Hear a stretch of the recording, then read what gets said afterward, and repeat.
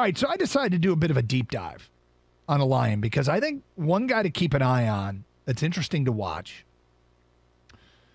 is the rookie tight end from Virginia Tech, James Mitchell. Brock Wright had limited practice time yesterday in concussion protocol. Mitchell got his first catch last weekend.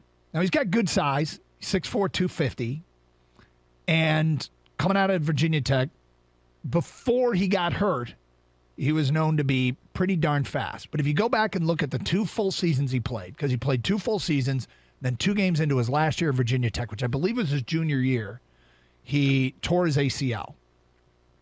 But if you look at the 2 full seasons he played, as a tight end, he had 46 catches for 6 touchdowns and averaged 17 yards per catch.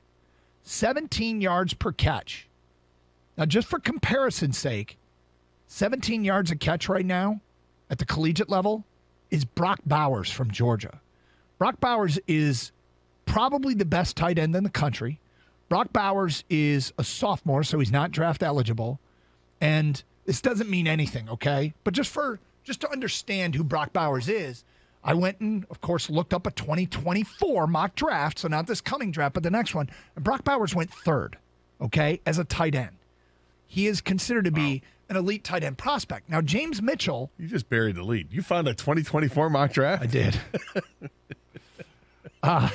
James Mitchell is a big play tight end. You and I showed you some highlights today. A lot of big plays in there. Yeah. A lot of big plays in Virginia Tech.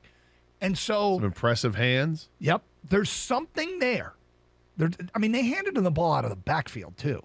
There's something there. Now, why was he available in the 5th round? Knee. Tore his ACL. And probably, I don't know, I would argue he probably should have gone back.